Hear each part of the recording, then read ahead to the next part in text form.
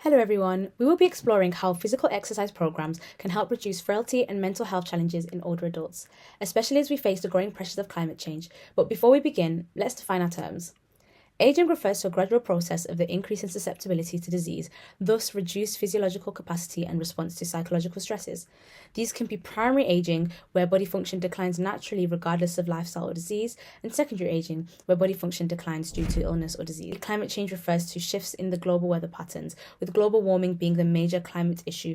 Frailty affects not only physical strength but also emotional and mental well being, increasing the risk of chronic illness, disability, hospitalization, and even early death. The good news is that frailty is preventable, and regular physical activities is one of the most effective ways to reduce its progression. In England, over half of people aged 85 and over live with moderate or severe frailty, and that number is expected to double by 2041. This will increase pressure on already overstretched health and care services. Social and cultural factors shape who becomes frail and how early. A major one is the rise in sedentary lifestyles. Social isolation is also key. These risks intersect and compound for some groups, with older adults in low and middle income countries more likely to experience frailty compared to older adults in high income countries due to unequal access to care, income, and housing. Frail older adults are more vulnerable to heat waves and extreme weather changes. In 2020, over 88% of heatwave related deaths in England were people over 65. During Hurricane Katrina, 75% of these deaths were people over the age of 60, despite making up only 15% of the population at the time. So what is our proposed solution? To establish a nationwide physical exercise program specifically designed for older adults, integrated into public health services.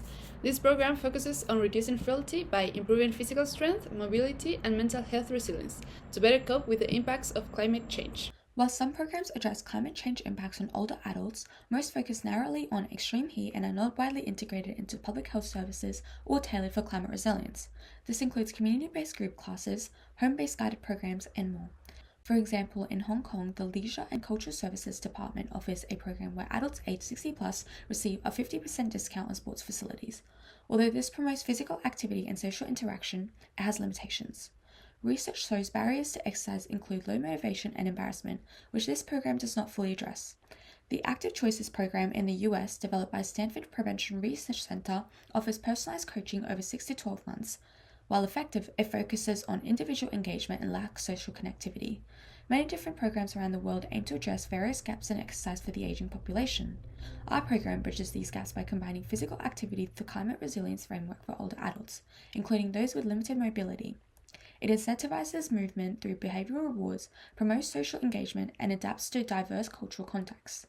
By encouraging walking and low-impact activities, the program aims to improve health, reduce reliance on vehicles and emissions, and build climate-resilient communities. It also fosters intergenerational well-being by creating shared spaces for activity and care, benefiting frail or at-risk older adults, reducing caregiver burden, enhancing independence, lowering healthcare use, and strengthening community bonds. So to measure the effects of solution, we are going to track the participation rates and retention as well as the physical health indicators. Also, we will perform an evaluation by using surveys to evaluate the quality of life and social connection of participants and investigate the extent of reduction in climate-related adverse health events among them.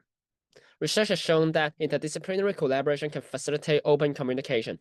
So we are going to include various professions, such as medical professions, sports educators, community workers, and technicians, so that our program can run more smoothly under interprofessional collaboration.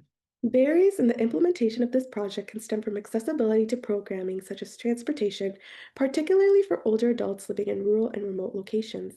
Furthermore, a poor pre-existing physical activity or health infrastructure such as lack of green space or community-based physical activity opportunities can also present a significant barrier. Societal and cultural norms can impact the uptake of this intervention as well if the community has low physical health literacy.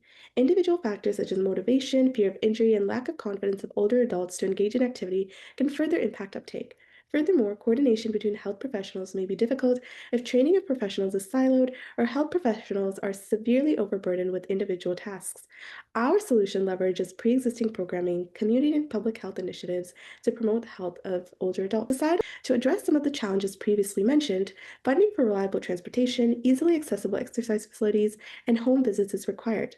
Partnerships with healthcare providers and community centers is needed to create culturally sensitive programs, as well as effective coordination between interdisciplinary health and sports medicine professionals.